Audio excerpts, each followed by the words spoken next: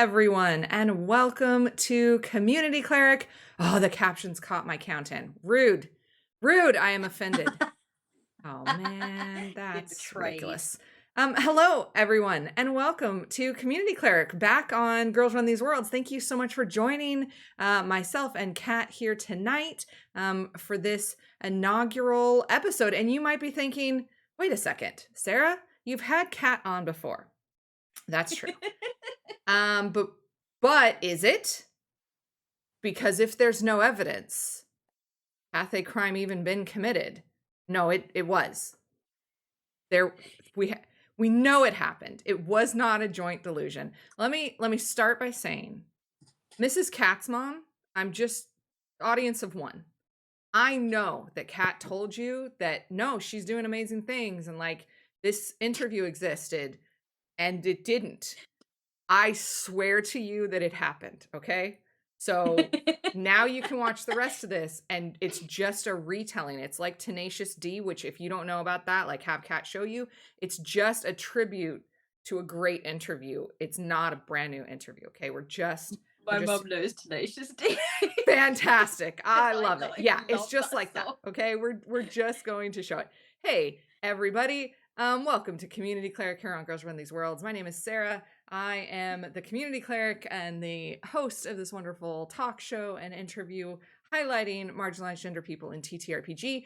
I am in Mi'kma'ki, the traditional and unceded territories of the Mi'kmaq people in Nova Scotia, Canada. And tonight, I have with me, to start off this second season, Kat, the lore mistress, who a year ago came on, and I remember Kat being like, this is weird. What are we going to talk about? There's no way we can fill an hour of this. I don't even do anything. And like, we all knew that it was wrong a year ago, but now Kat is on like a world hits tour because since the last time that we spoke, she is a multiple published author. She has run multiple seasons of a successful and award-winning TTRPG AP and has spun off onto her own entire stream, which a year ago I don't think she was thinking about. I think maybe one day in the future she knew that she would dominate all things, but like she wasn't there. And now she has like a very successful stream of her own. So welcome back, Kat. Thank you for coming back to talk to me. That's quite all right. It's really nice being back. I really love this vibe. I remember how good the layout and everything you did for last year was, and I just love the vibe for this one. So I'm very excited to be back talking to you, and also I'm so in do not perceive me mode right now. Wrong show. Wrong show. Burb is in trouble in a couple of weeks when Burb gets perceived. I know Burb is gonna literally not be able to cope, I think Burb is gonna start rolling for stealth early doors. it's gonna be. I bought something with me for you because I was just on this stream because I know you love them.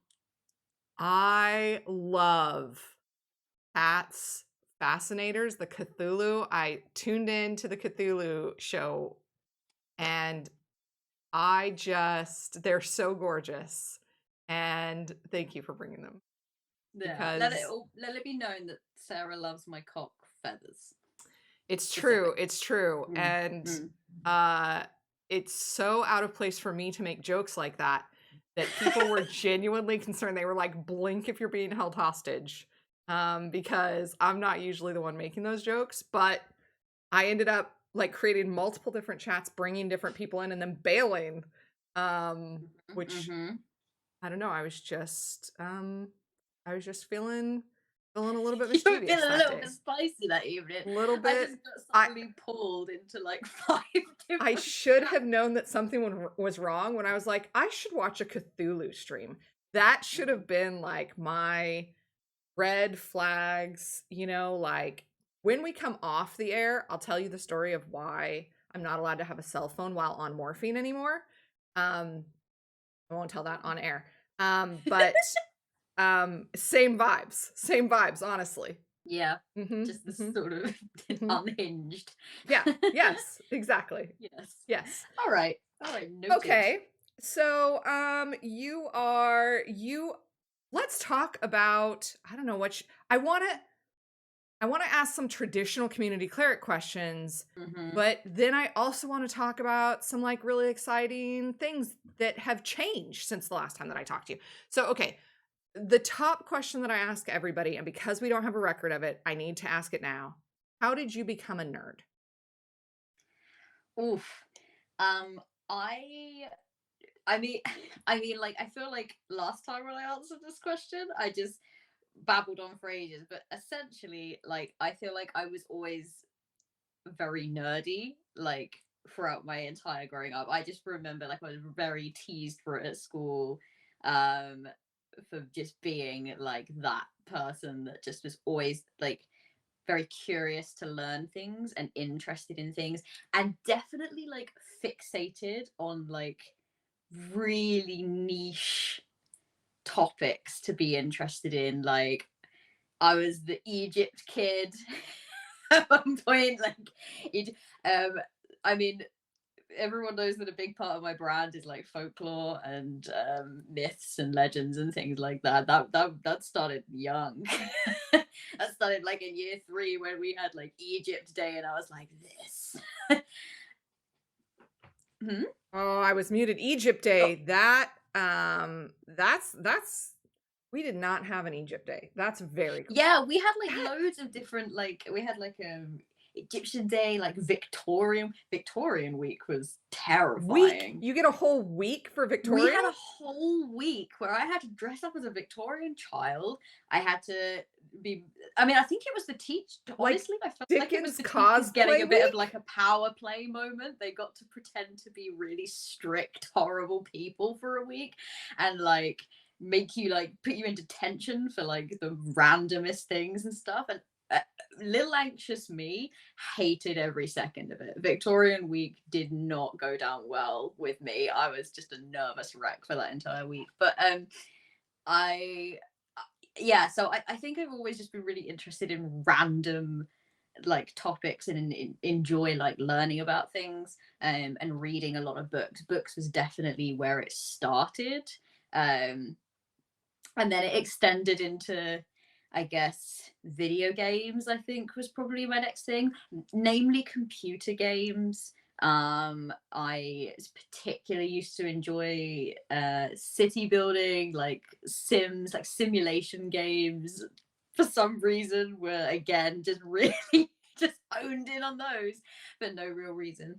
um and the verb is just distracting me with um yeah, so I just think that like over time, I think my dad was a big influence. He's very nerdy, and we used to like sit and watch movies together all the time. He would have like these really specific niche interests, and he would like talk to me, like let me go on about mine for ages and just kind of put up with it.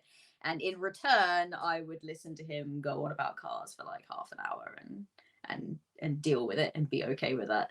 Um, but yeah, I guess that's how I kind of became in the nerdy mindset. And then I just honed in on specific things like video games, then led into board games, which then sort of in young adult life then led into tabletop role playing games. Everyone was like, hey, you seem to really like ultra complicated board games. Like, you've moved on from Scrabble, you're above Cluedo now. Like, you've gone to like the ones that have loads of rules and loads of tokens and a million different mechanics. And I think that you would kind of enjoy that.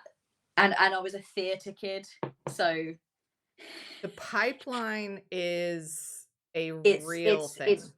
it's really truly real. Mhm, Like, it just like the ability to have like the mechanics from board mm, games mhm. mixed with the role playing of like being like in the theater and stuff, and how meshing those things together.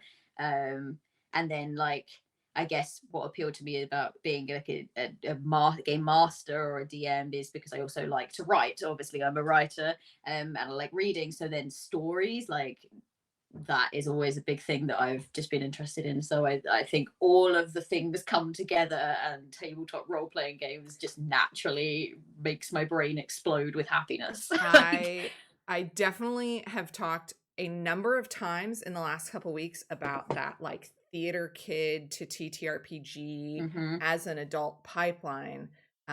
Especially for so many of us, I find that we're femme identifying in a theater space and then grew up into kind of jobs and family responsibilities where there just wasn't time to get involved in kind of local or repertory theater, and APs in particular, not just TTRPGs in general, but APs in particular, with that live, like, I was telling Darcy, our friend, our mutual friend Darcy, earlier this week, that, like, I don't think I get the same experience. I mean, it is a different experience to just be in a TTRPG home game versus being an AP, but Mhm. the part of me that is like the theater kid, really, I love the chat.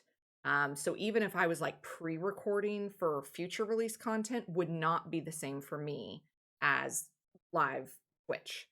Um, and I know it's probably not that way for everybody, but for me, like, this is the part, this live part. Hi, chat. This is the part that really, like, fills that fills that little, like, audience piece. And I don't think I would have ever gone into like movies or TV. I mean, I guess for money, if I would have been talented or lucky, or, like, the combination of things that you have to have in order to get to that.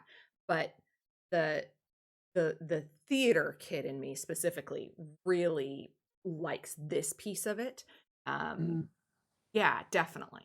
Yeah, 100%. And then, yeah, everything that you're saying about the board games too, because I my grandpa and I were so competitive at Monopoly at such an early age that I remember my grandma telling me they got a new kitchen dining room table.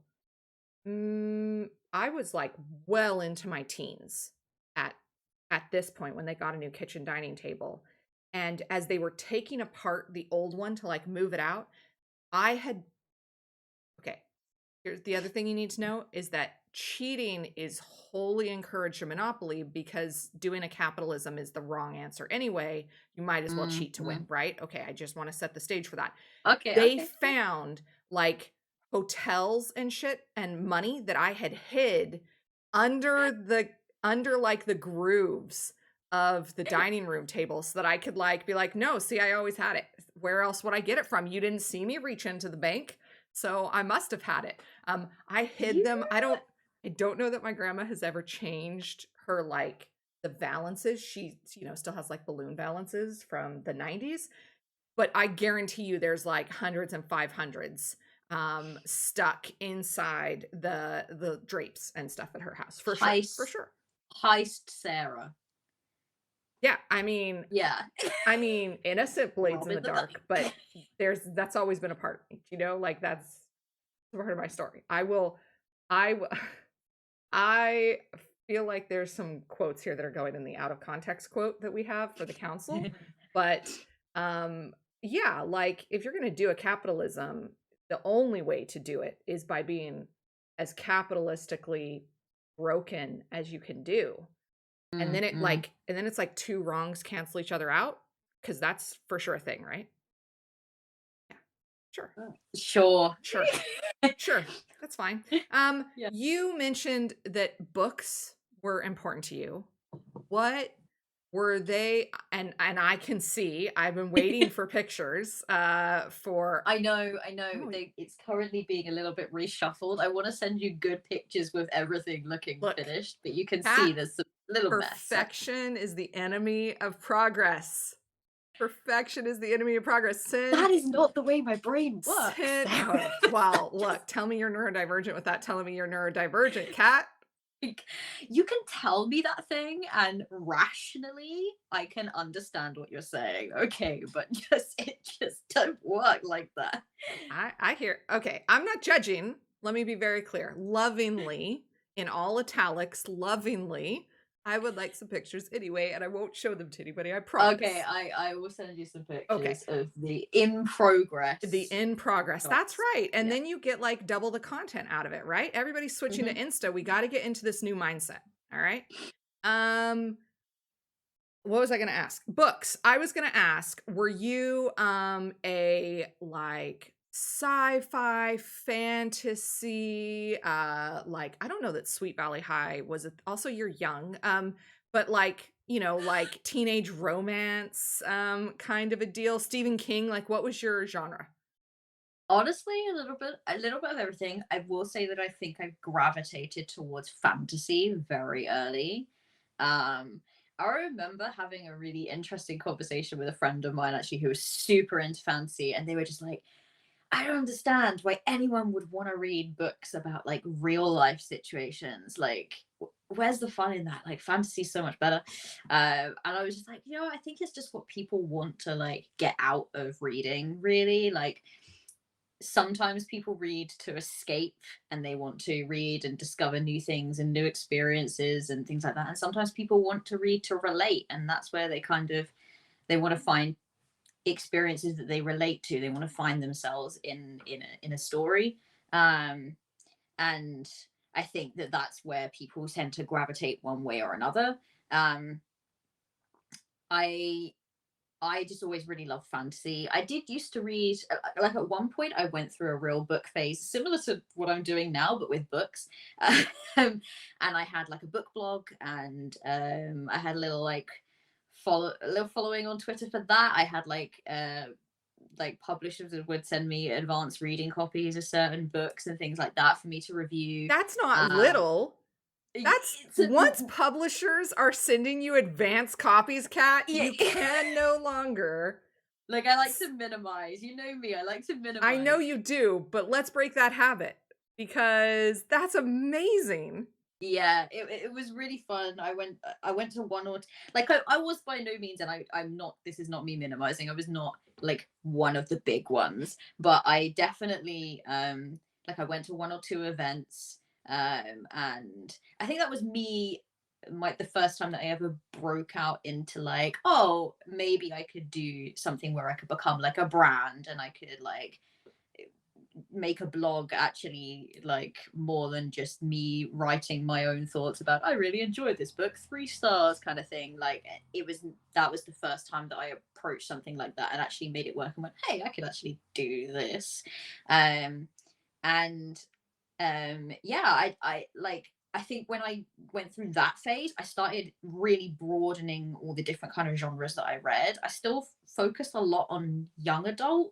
Even as an adult, I've just always been really drawn to those stories. I think I focus my brand around wanting to see a lot more diversity in young adult reading, um, and a lot more stories than just like white girl chosen one, Right.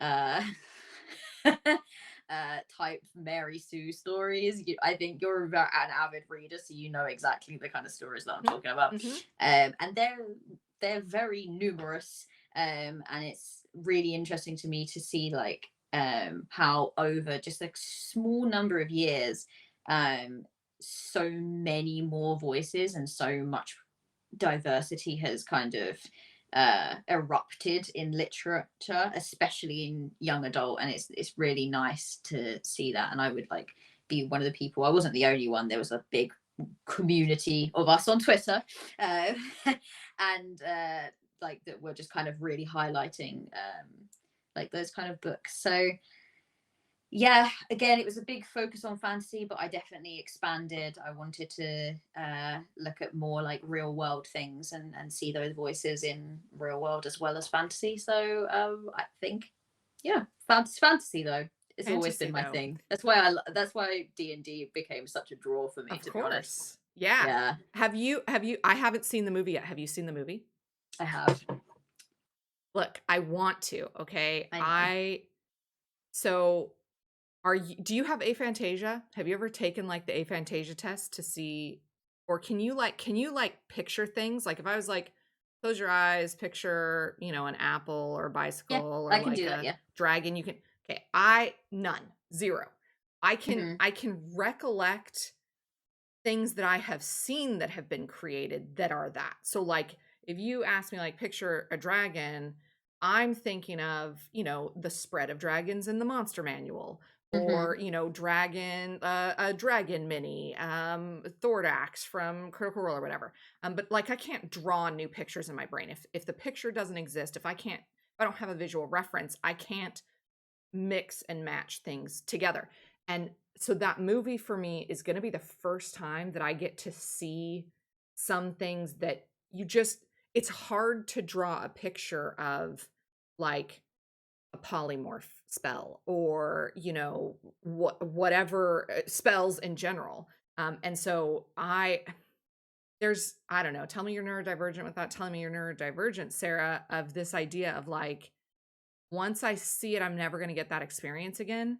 And watching Lord of the Rings and watching the movies that shall not be named, fuck turfs, everybody, uh, Fucked up. was so monumental for me in switching me from a sci-fi kid to a fantasy kid, because fantasy was inaccessible because I couldn't make it real up here. Mm-hmm. The media didn't exist at the time for me to like have that.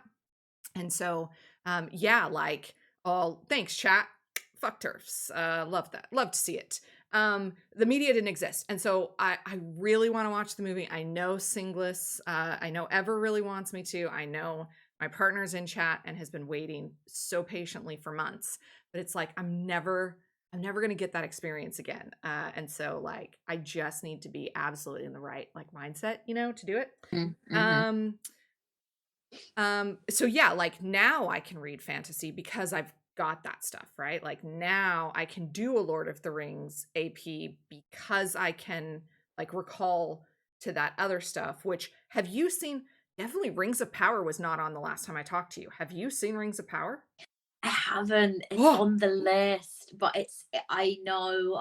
So like you're mm, sitting there going, I know, I sort of seen the D&D movie. I am like that with Rings of Power. Everyone who asks me, I'm like, I know, I'm so sorry, please forgive me. okay, so Burb is angry. I'm let me angered the say, Burb.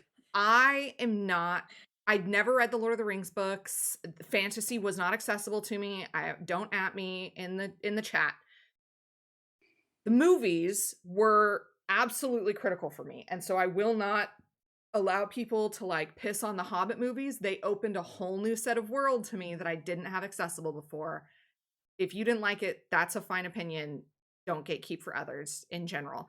But the Rings of Power again was like another way of kind of retelling some of that stuff. And I'm yeah, you will. My understanding is that if you're super hard into Lord of the Rings lore, there are definite deviations. Obviously, there's going to have to be, but I loved it. And the other one that came out in the last year that is just so good for fantasy is, have you seen mm, what the frick is it called? It's another Prime. It's with it's like an all Wheel of Time. Ava fucking knew where I was Oh, going. Ava, thank you. oh, Wheel of Time. no, You haven't seen that one either? no, I haven't seen that one either. I'm so Cat, sorry. what are you doing going on vacation with people when you have important things to watch? I have been really busy. I'm sorry. I'm sorry. Verb. I'm sorry. I will not. Oh God, I'll have a day off tomorrow. I have so much to do, but now I feel like I've just got to sit down and watch fantasy Yes. things. Yes, and like Witcher 3 is out now too, which I haven't started. No spoilers in the chat. Verb and Tab are both sitting here. We're with you for several days in person recently, and I know. did not force you to sit down and watch that. You Yeah, guys I know. made fucking Karak noises at each other for 4.5 days, but didn't watch Rings of Power. This is some We bullshit. um so Jen played a lot of Legends of Zelda, Mm-hmm. and we watched Pride and Prejudice. Okay, acceptable. I'll allow it. I'll allow it. And when I say watch Pride and Prejudice, I mean that Darcy, Jen, and I talked along with Pride and Prejudice for like, did not realize how much the three of us loved and knew pretty much every line in that movie, but it was absolutely fantastic. And Tav just sat there and watched all of us like. Tav yet again showing extreme allyship. Appreciate super appreciate we gotta hand it to Tav. Hand it to Tav. Oh, also really Christy's Quill bringing up Dragon Prince. Have you seen Dragon Prince? I've seen Dragon Prince. Have you seen the 4th season, or I think 4th season, Mystery of Averos? Don't call me out like this. I haven't. No, we've just started watching. Okay. We watched the first one because we watch it as a family. My child is going to be 14 on Sunday, and we like try and get a 14-year-old to sit down with mom and dad to like watch something is painful. It's a little bit, even though we're really cool and she's really cool, it's still a little bit, 14. It's also, okay. We're halfway through and we haven't even gotten to the dice. There's so much that we haven't covered. Okay. We're halfway through. It goes so quick, Kat. You've been on this before. This shouldn't. Yeah, I know. Okay. I'm not going to blow the compression on my mic. You're going to blow the compression on your mic. Listen.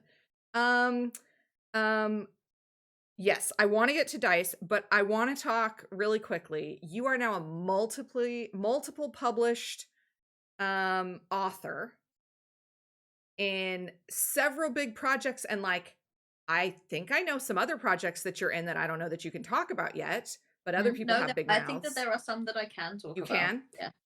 Okay, so in the last year, you have started writing for TTRPG.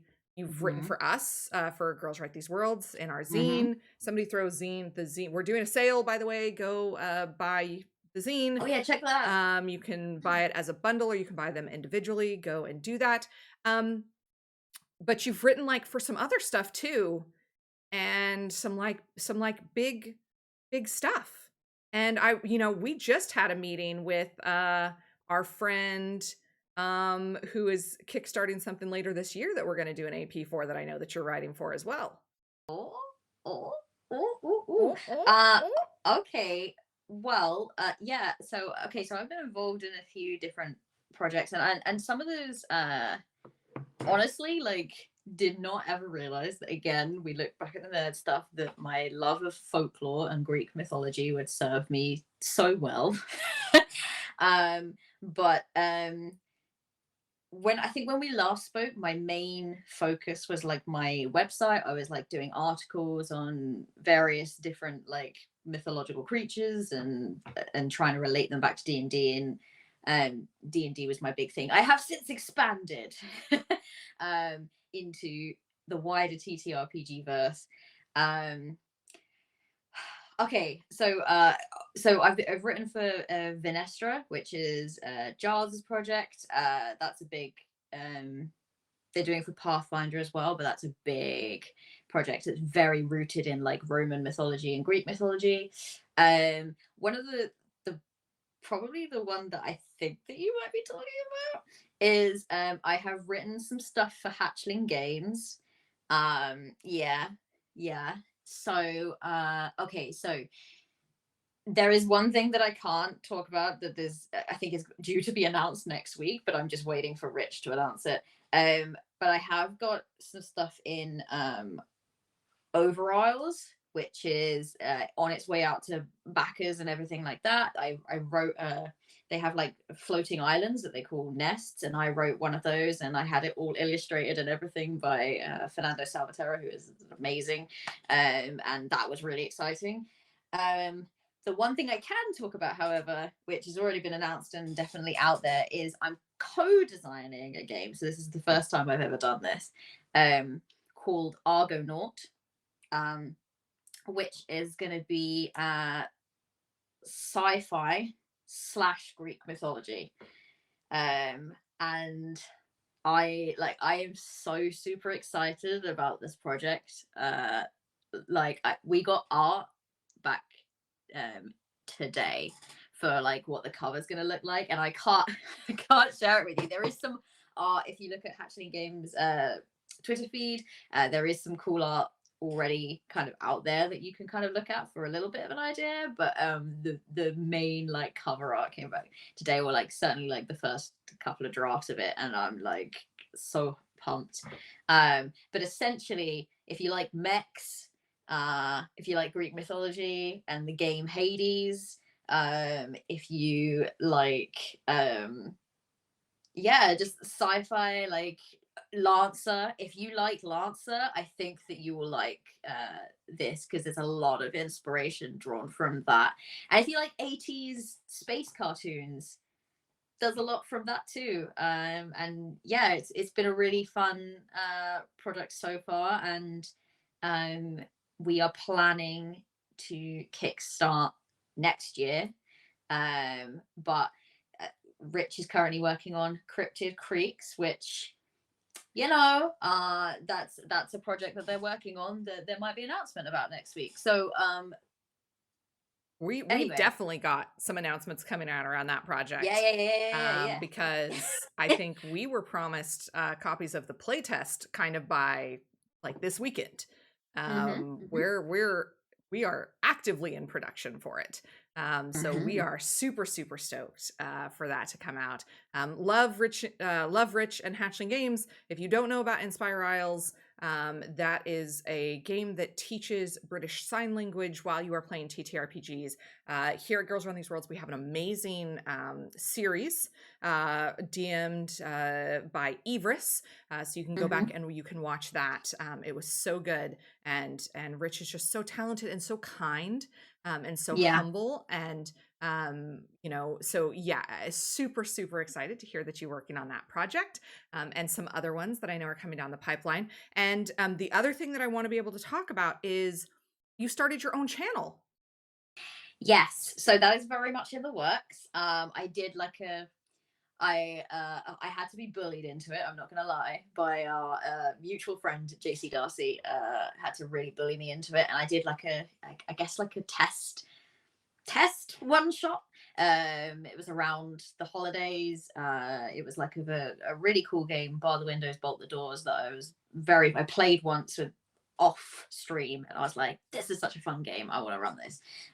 So I played it on stream, and it was an immensely satisfying experience being able to be in charge of all of the like I know you love graphic design. I have never done graphic design, but I enjoyed playing with Canva so much. Like I had so much fun, and I got to do a lot of like planning and stuff that I don't normally, because often I often work with channels like Girls Run These Worlds, and I've worked with some other channels too. And so a lot of the I guess the graphics and the advertising, the production side of things is not it really in my hands. It's someone else doing it. So it was immensely satisfying and slightly terrifying to learn some new skills. And I am now in the process of, so I run Theros, Thracian Odyssey, 2 seasons of it on Girls Run These Worlds. Fantastic cast, amazing story. Again, very, I don't know if you're sensing a theme here, but very rooted in Greek mythology, and set in the world of Theros, which is a Magic the Gathering location. If anyone thought that they might recognize that, that's what that is. But it's my version of Theros. And I've really just loved being rooted in that world so much that it's going to become on my channel now. We're going to do season 3 and beyond on my channel, and it's gonna just become like the long form game, I guess, that we will just be playing and then take occasional breaks from and then come back. I plan also to stream a lot of one shots and solo journaling games, because they are absolutely like probably like one of my biggest passions is solo journaling games.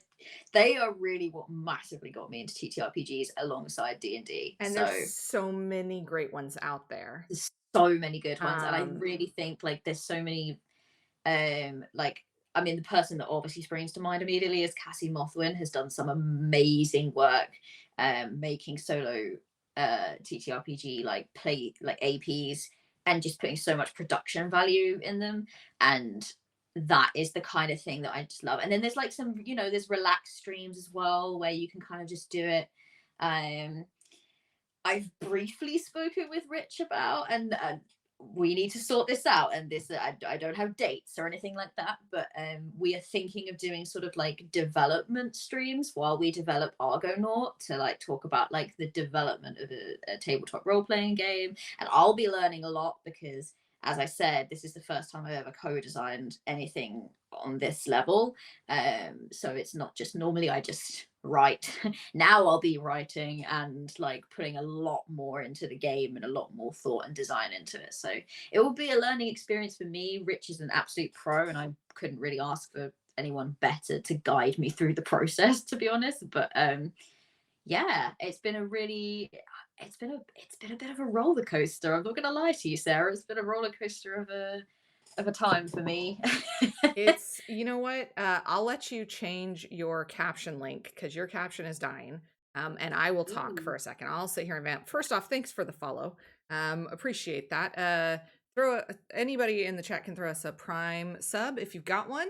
And yes, so Kat has been mentioning Rich over at Hatchling Games, and a few other, Cassie Mothwin, who I think we have a command for. I'm certain that we must. Yeah, there it is. Cassie is good. The other, so I'm not typically a solo RPG person because I don't know, I get enough time by myself. I like to do things with others. That being said, I have I downloaded Tea and Toadstools by Anya Lalion cosplay the other day, and I'm really quite enjoying that too, which has been very, very sweet. But look, you said like, oh, it's going to be such a good learning curve. But look, Pat, I also know that you're super, like, in the best ways, neurodivergent. And sometimes just like throwing yourself into it is the way to learn. And like, as evidence, I never thought that I would be in publishing or writing. And then, like, I met Angela and I was like, well, she's a writer. I guess I should do something probably to, well, as you said, like, one of the big things that GRTW does, for those of you who might be new to us, is that we take away all of the barriers for streaming.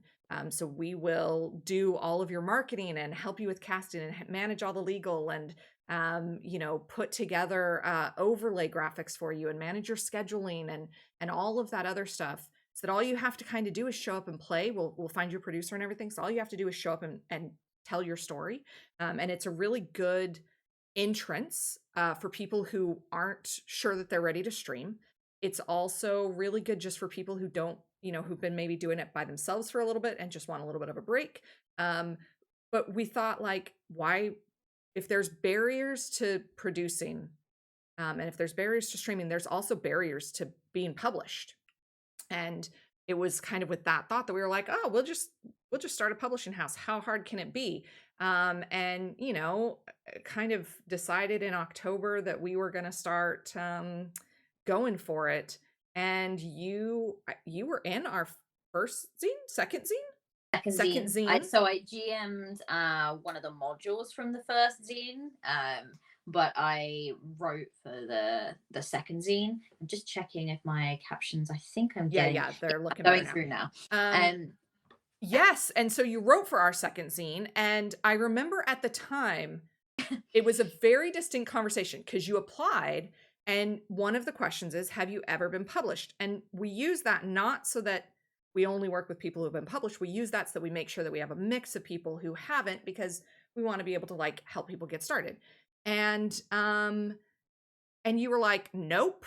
And I was like, that's bullshit. Why is Kat lying to me? That's not though, because at the time, technically, in the 30 seconds that you checked the box, the project hadn't officially been published. But I was like, yeah, listen, once you are writing for some of the projects that I knew that you were on at that point, I was like, I did not actually think you were lying. I was just like, Kat, really, I really need Kat to know how much confidence, and like, it's also not, it's true, but also it's not true. Like, it's technically true, but also the confidence of like, don't diminish yourself. Like, you really are doing all these amazing things. I completely understand where you're coming from. My it's just when I read that question, I remember being like, "Oh, I will be, but I'm not technically yet, so I should write no." That literally, that's just how I think, because it's not out. Like when I think of published, I think of like, okay, like I was like, the Kickstarters haven't even gone live, like at this point. So I just was like, nope. And it wasn't a lie at the time. Now, yes, even when you at the beginning of this we're like, yeah, she's a multiple like published author, I had to think, and I was like, Yeah. is she lying right now? Like, I was just like, how many projects are published right now? Like, I just had this moment where I was like panicking. I just don't like, to me, I was like, I feel dishonest if I say, even though I know that things are getting in the works. Totally fair. That, yeah. I concede the point. But also you're amazing, and I don't concede that point. Okay. Let me get to what was maybe the most endearing answer that I got to any community cleric question that I asked in the first season. And we have to get it on record because it needs to be a clip. Darcy is going to turn this into a GIF. So like, be cute while you're telling this. No pressure. Okay. Talk to me about when dice are naughty. Are you a DM? I think the question that I asked last time was like, I'm definitely one of those DMs who believes that dice are just another player at the table. And if the dice are being naughty, they don't get to play with everybody else. They have to go sit in timeout corner. And you came back with the most adorable answer of any question that I asked last year. Okay, I knew that the dice beds would come up in this interview. Essentially, I don't put my dice in jail, because I just think that when dice don't go the way that you want them to go on multiple occasions, it's just because they're tired. They've been doing their best. They've been rolling their little socks off for you, and they just want to snooze. So when I have a dice or a die that is not behaving itself, I put it to bed. I just go let it rest for a little bit. And then every so often I'll check in. I'll like bring it. I'm like, are you feeling better? Oh, no, it's still good. Okay, just take another 5 minutes. Yeah, I'm that. I just, it's like dice socks cries from cute. I just don't like the idea of just like putting them in solitary confinement for just not rolling the way you want it, and not behaving around your expectations. I don't know. Dice they just need to rest sometimes. It's so good. It has fundamentally changed every trip to IKEA that I have made in the year since we've had that interview. Because, like when you're walking through like the IKEA showroom, and then at the very end is like the kids section, and they get those, there's like all the little doll furniture and stuff. And every time I see one of those little doll beds, I'm like, I need that for my dice. I need that so bad for my dice, but it wouldn't fit all of my dice because as a player, the dice will not refuse to participate with me as a player. So I don't know. Yes. Okay. So that was the cutest answer that I got. And I'm so glad that we got it on record. Can you show us the dice briefcase? I've kept people waiting far past long enough. Okay, let me get it, because I said it so nonchalantly because last time I remember being like, it's always a bit that we do on Community Cleric where I get people to show us like your favorite dice, and I went, oh, so show me your favorite dice, and Kat went, let me get the briefcase, like she was the president of the United States. The briefcase. Reflection. Look at this. So the collection has expanded. I've now got a little display case. I've got also a great big dice bag of holding, and I organized it. I mean, tell me you're neurodivergent without telling me you're neurodivergent. I have my, like, like the plastic dice. I have them in a big bag of holding, and they're organized by rainbow colors. Then I have my sharp edge dice, and this is what the briefcase holds. And I don't know. Let me pick out some ones that I love. These ones. So, like, these are really pretty. I got these from a Kickstarter recently, and I again, they're rainbow organized. It's beautiful. You know what? I am not ashamed. Oh yeah, nobody is saying that you should be ashamed. People are wondering where they can get a dice briefcase.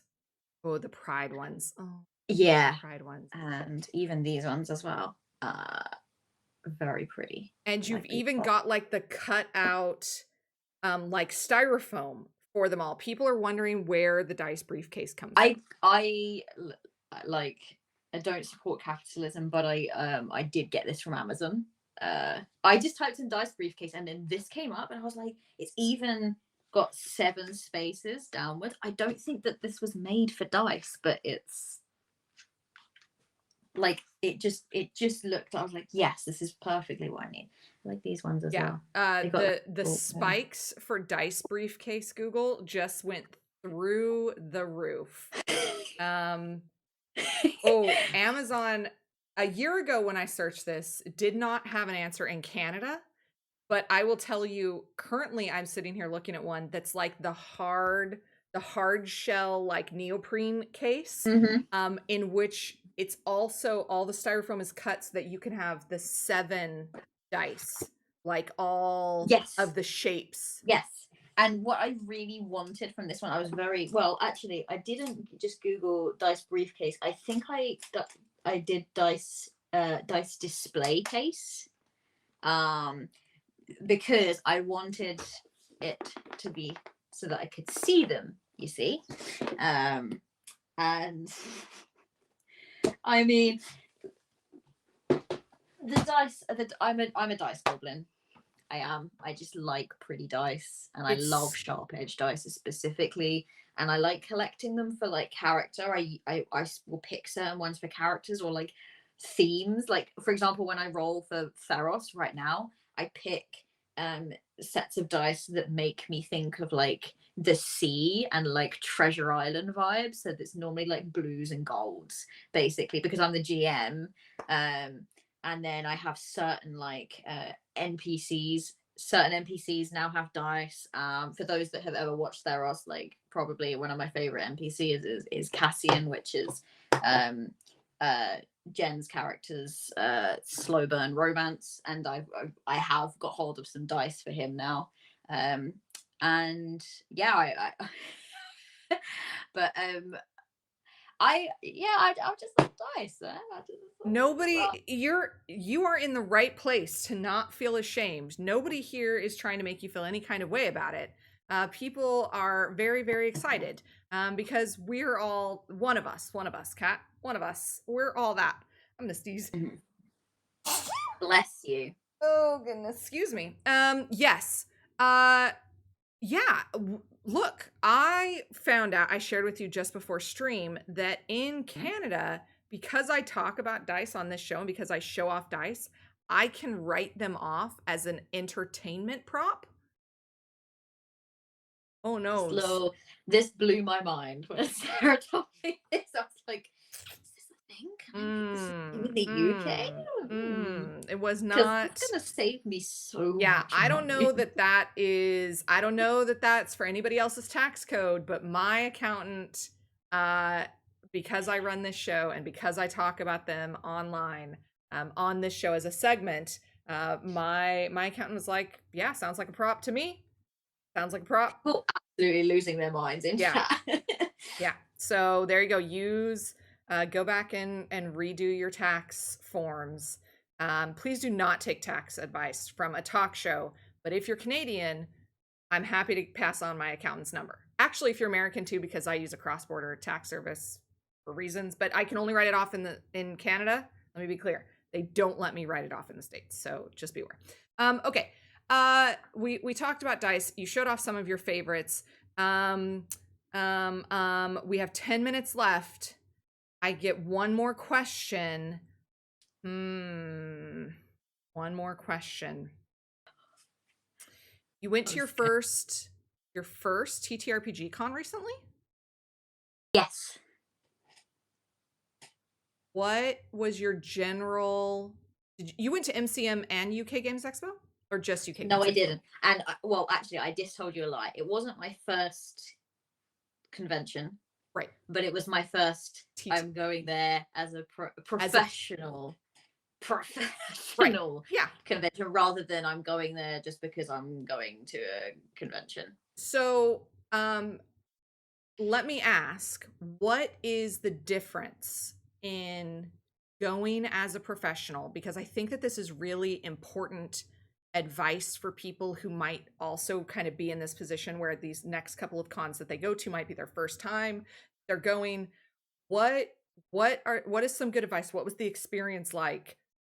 How did it change from consumer to collaborator? Okay, so well, it was interesting actually, because so one of the things that I have always thought that I would be really bad at, and like a skill that I thought if I'm gonna do well in this industry I need to be better at, is networking. And I've never really had the confidence to go up to like people's stores and talk and be like, I mean, like obviously I know that I have like a Twitter handle that people would remember and things like that, but even at the convention that I just went to, it felt really weird going out to people because people don't know me as Cat. So if I'm like, oh hey, I'm Cat, then there's a few Cats or on Twitter, like that's not how they think of me. And so, but I also felt strange being like, I'm the LoreMistress. It just, I don't know, it just felt a bit, so it was that's hard getting your head around.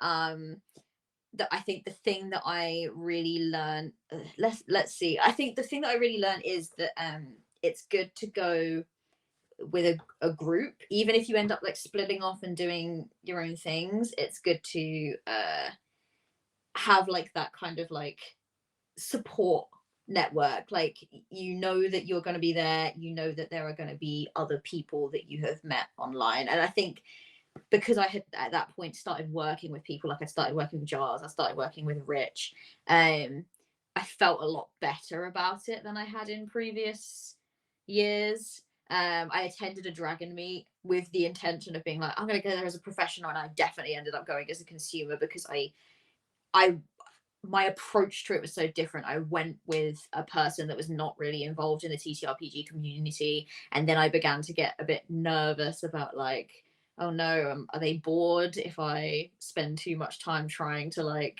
put myself out there and network? So I just ended up going around and looking at dice and not really talking to people. This time around, I went there with intent. There's definitely still things I would do differently. And I plan to attend Dragon Meet again at the end of this year. I'm actually going to be manning a stall that was just announced. I'm going to be manning the stall with Hatchling Games. So that will be a completely new experience for me because I've never ever done that before. And I am going to print off. I'm gonna get some advice from Tav because I did not do this before Games Expo, and they got there and Tav had all of these little like business cards printed off, and there had been me. I've been like for the 2 weeks before going, maybe I should just make myself like a badge or something that has like my brand on it, and then people will know who I am. And I completely talked myself out of it because I was like, God, no, that comes across as so arrogant, and like really just like pushed that thought back down. And then I get there and everyone's like, yeah, we have these cards, we have this branding, and I was just like, damn, no, I should have done that. I should have like lent into it. So next time I will definitely just push past it, because imposter syndrome demon I think really comes after you in those moments, especially if it's something that you've never ever really done before. And it's something like networking and things like that is something that I guess drains my spoons very heavily, very quickly. Um, but I really enjoyed the experience. I had so much fun. I had fun like spending time with people that I'd really only got to talk to over camera, and actually seeing them in person and getting to like hang out with them and go out for dinner and like talk with them as people as well as professionals. I had fun having people like not like recognize me, but just like having that like, oh yeah, I do know who you are, like, and especially when that once or twice where I had to be like, yeah, I'm LoreMistress93, and they're like, oh my god, yeah, the penny drop.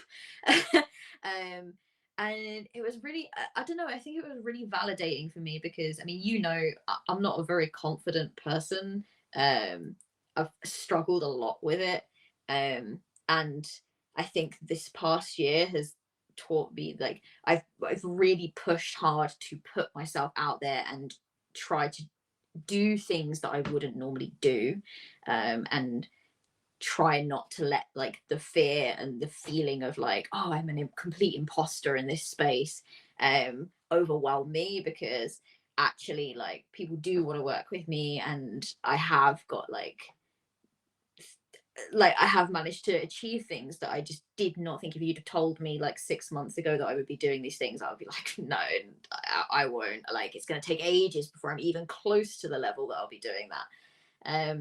So it's really nice. Like, I think it was a really nice, validating experience for me where I got to like, when I came home, I looked back on it and I was just like, oh, do you know what? I have achieved a lot. And it was nice to have that moment because I don't allow myself those moments often. Like, I'm not very good at allowing like myself the kindness. I'm gonna get a bit emotional now, but like I don't acknowledge my achievements often. I normally tend to look at my failures. So like it was, yeah, it was a really nice experience. It was very validating, and it was good to see so many people that I have been wanting to meet properly for so long.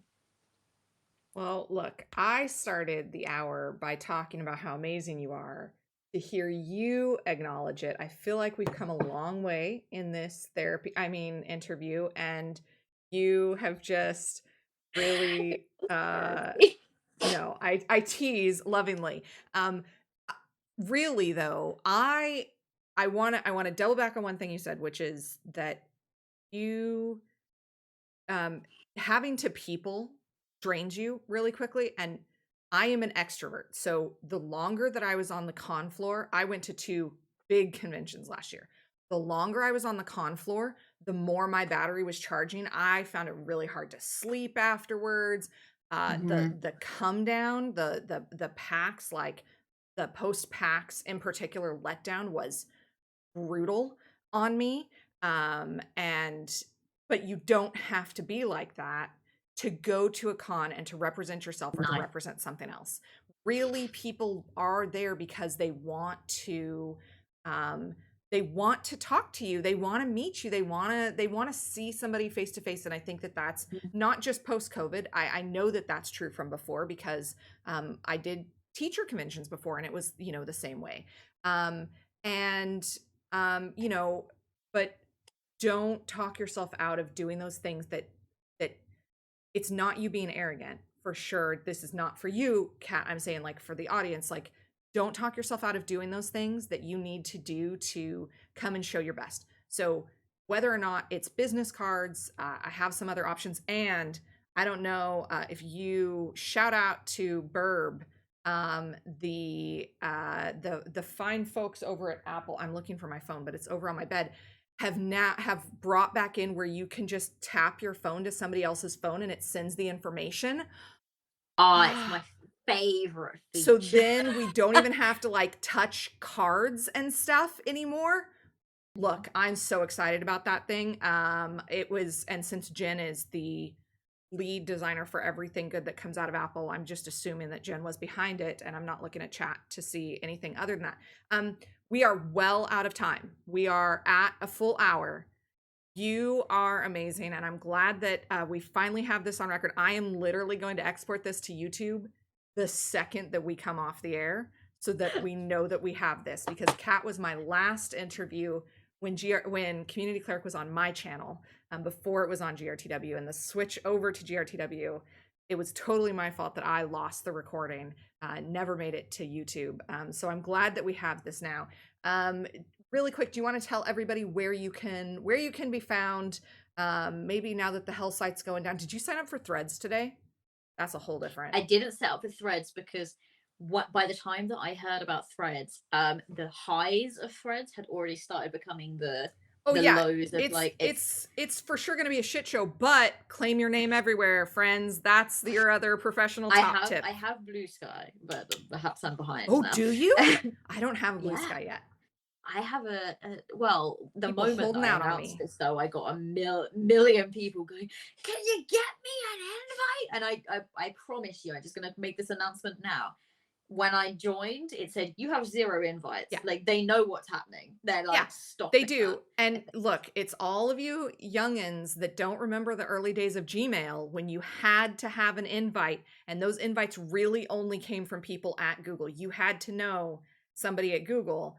And I don't know about Mystic Underbelly players here. Triss is sitting in chat. Triss and I, we know each other, or I don't know that Triss and I ever met in high school, but for sure I dated people that went to school. Like, we went to high school side by side, which is weird, and we're like roughly the same age. Yeah. So anyway, look, you're gonna tell everybody where you are, and where they can find you, and the stuff, and we'll wrap this for tonight because it's late for you, and I'm old, so it's definitely late for me too. Kat, where can people find you? Where I am. It's very late for you, and it's just old person late for me. Where can everybody find you, Kat? You can find me on pretty much all the social medias at this point, at LoreMistress93. And on Twitch, which obviously we've spoken about, it is the LoreMistress. If you want to go and give me a follow, I would not be averse to that. I also, what am I up to? Obviously, the things that we've already spoken about. Currently, I'm on Girls Run These Worlds running Liminal Horror, so if you want to come and see me in action, I'm having the time of my life with that system. I'm not going to lie, it is so much fun. It's a great cast as well, so, and they're just hilarious. Like, I can't stop laughing. So, but it is horror. There is horror. Sundays, that is when you will find me there.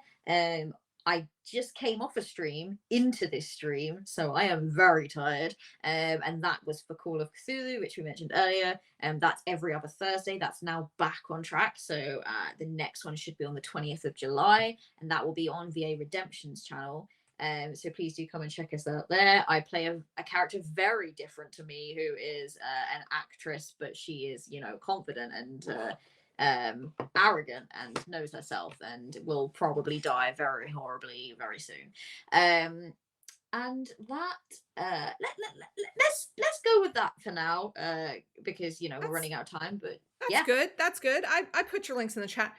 Everybody, thank you for being here for the inaugural episode of season 2 of Community Cleric. You can join us next week with Ava.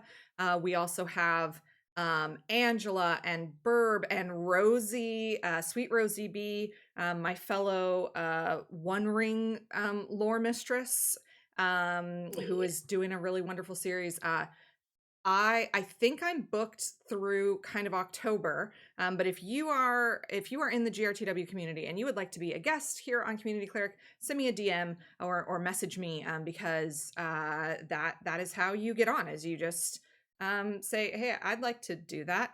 And so it's not like a secret Sarah's circle of only inviting people who are really, she thinks is the best. No, really, like, I try not to approach people anymore because I don't want people to feel any kind of way that I'm handpicking people. So you have to ask me if you want to be on the show, and I would say absolutely, and we will find a Thursday for you to be on the show.